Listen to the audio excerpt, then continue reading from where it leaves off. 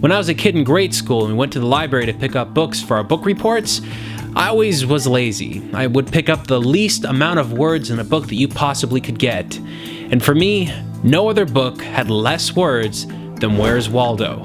A book that literally just has you looking at pictures and finding Waldo. Very little to read, and I loved it. And when I picked up Where's Waldo for the NES, I expected to have the exact same amount of joy that I had reading the books. Where's Waldo for the NES? Let's find the positives.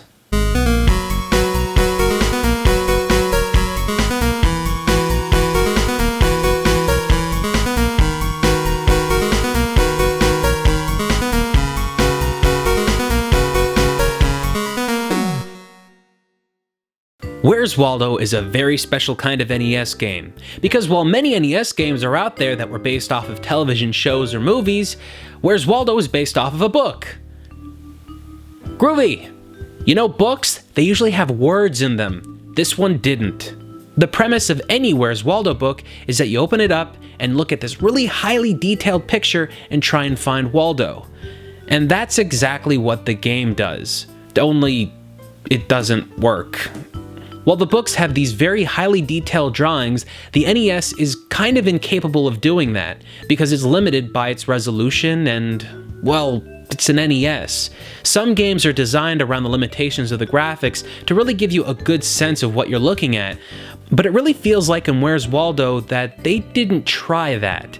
They went for a kind of who gives a approach. Good on you guys, you did a great job. One of the things that the game does right is that the gameplay is very similar to what you'd be doing reading an actual Where's Waldo book. So because of that, positive number 1 is it accurately mimics the Where's Waldo books. So the level details are kind of bad, that much we've already established, but that doesn't mean that the game is easy to play.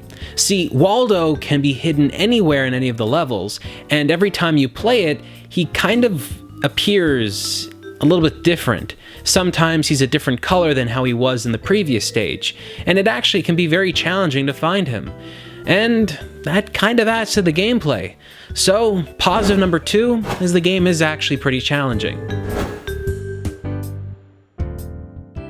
If the game was just finding Waldo in every single stage, that would have been pretty boring. But one thing that they did was they switched up the gameplay twice. Now we're not going to talk about the cave gameplay, but what we are going to talk about is the subway stage. The subway stage is kind of a different change on the gameplay and is more of a maze type of situation that goes on, and it's actually pretty fun to play.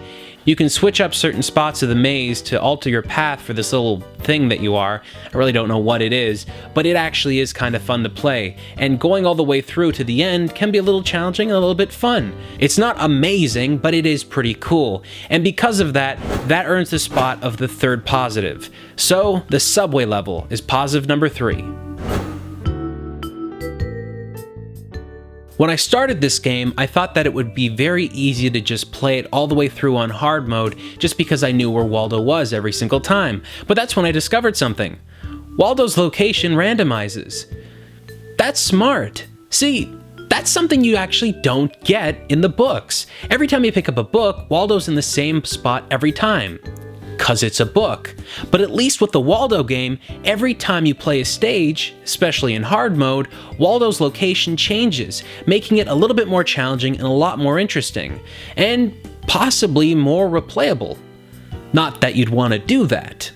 But because of that, positive number 4 is randomization.